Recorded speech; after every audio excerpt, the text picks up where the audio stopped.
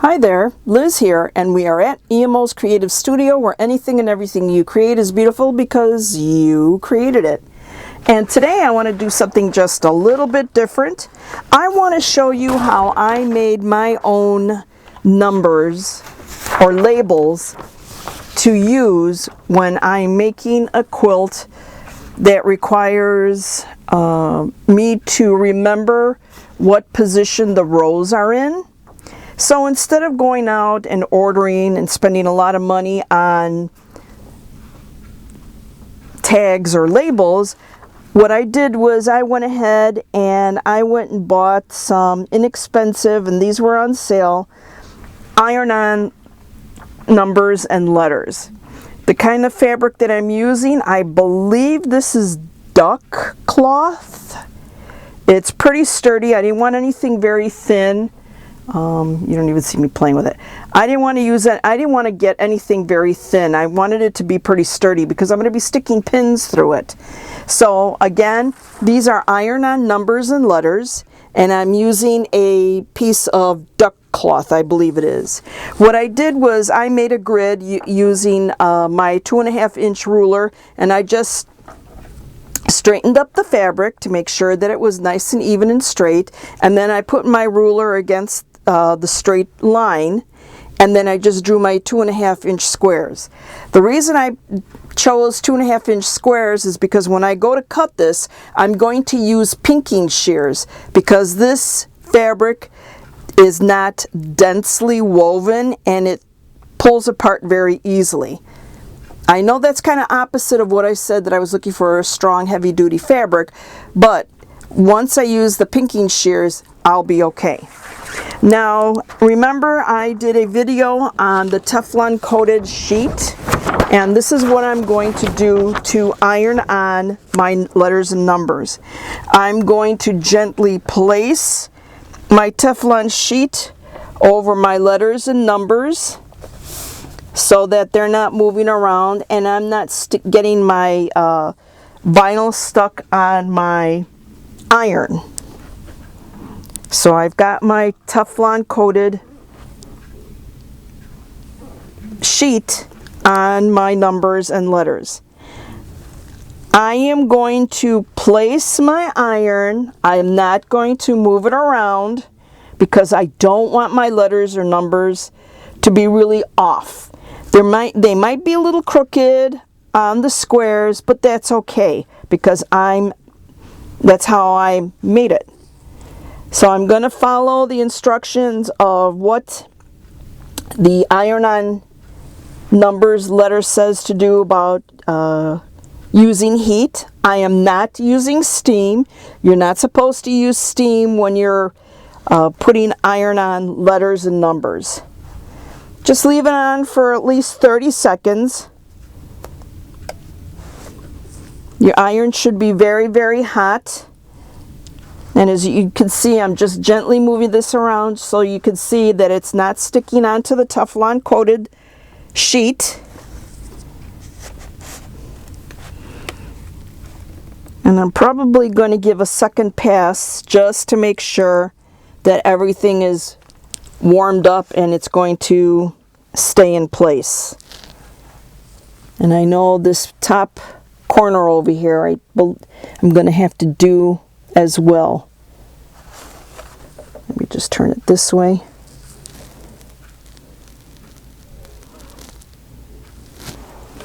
Let me start again over here in this corner. And you see I can gently pick this up and nothing is sticking.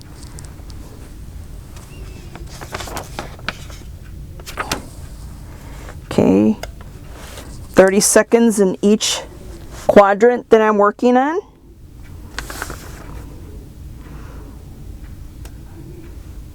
And go ahead and do this.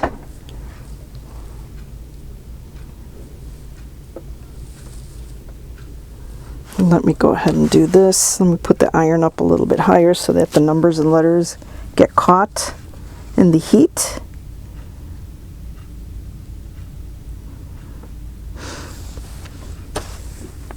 This is a good do-it-yourself project. Sometimes I really enjoy doing these kind of projects, making my own little things. Being on a budget, sometimes you have to create your own little things because some of these little things are very, very costly. Okay, I'm going to put my iron down. I'm going to put it down so I don't trip on it and knock everything down. And then I'm going to gently pick up my sheet, make sure nothing is stuck to it. There you go.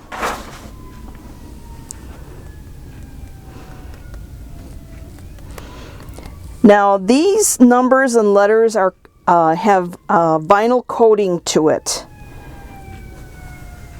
So let's see. Let me try to peel one of them away. See if it actually adhered. Ooh, look it. And yes, it did. It feels nice. It's not shiny, it's dull, and I like that. I'm gonna let it cool just a bit longer so I'm not pulling up letters and numbers. Let me try the number 2. Let's see if it's, oh, it adhered. I'm gently pulling off the vinyl. As you can see this vinyl right here. As I'm pulling off the letters and the numbers and the letters are getting much brighter because this vinyl is a little opaque.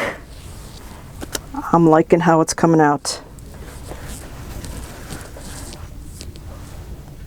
Alright, let me go from this side because I don't want to knock into the camera.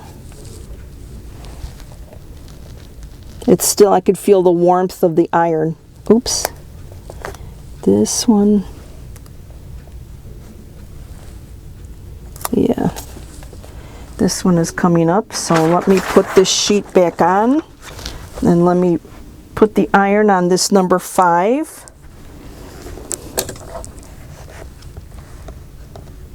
For about 30 seconds.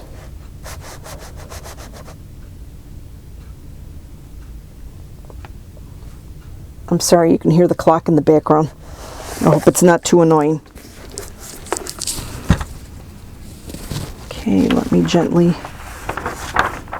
pull this off. Good. Let me start this, let me let it cool off. I'll work on the other numbers. Start from down here.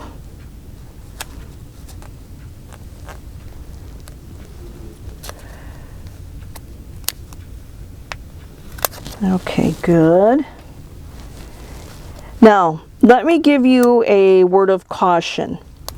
When you are using these vinyl coated numbers, you need, as tags on your quilting items, you need to be very, very careful when you are ironing your seams because these vinyl numbers will get pulled off. So when you put your labels, make sure you put them in the center of your block or in an area that you know you're not going to be ironing because you don't want to be melting off your numbers. I'm going to leave that on for a minute longer because it's 2 digits, 2 separate digits. And I don't want them to come off. What I think I'm going to do one more time after I pull off this vinyl is probably put that Teflon coated sheet again, and I'm going to pass the iron over the letters and numbers because some of them are kind of still sticking to the vinyl.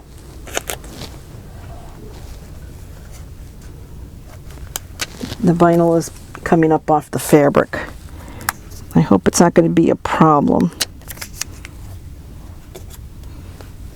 I'm just pulling all this up.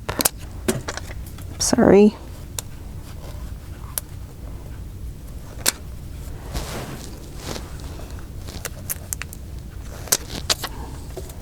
And I'm almost done.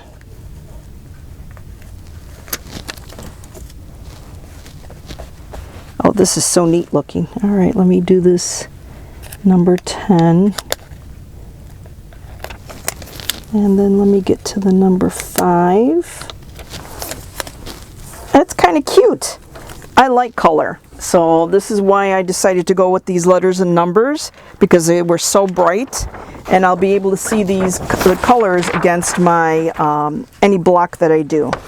All right, so what I'm going to do is I'm going to put the shiny side down on the letters, and I'm going to go ahead and pass my iron one more time on these numbers and letters just to make sure that they are attached well. And I think I'm going to go row by row by row. I have 4 rows, I believe. Just make sure that everything is on there good. Alright, so I'm not going to waste your time. I'll come back when I'm done doing the second pass through with the iron. And look how nice. Oh, my C turned out crooked, but I don't care. This looks very cute. So everything is adhered really well. I'm glad I ran the iron over it a second time without the vinyl on top. And now I'm going to go ahead and take my trusty pinking shears, and I'm going to cut these guys apart. I'm going to try to stay on the line or near close to the line and see if I can at least start it while you're watching. And quite honestly, I don't care if the black lines show up or not, because I'm not really cutting it on the line, it looks like.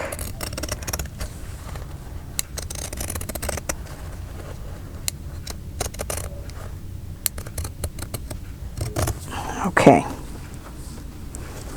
So there's my first row cut out using the pinking shear.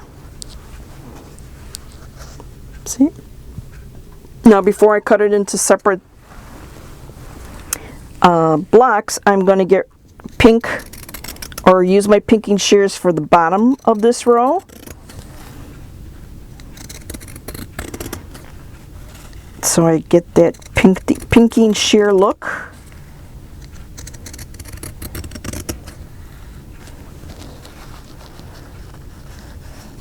Nope, I got to be careful I don't take too much off.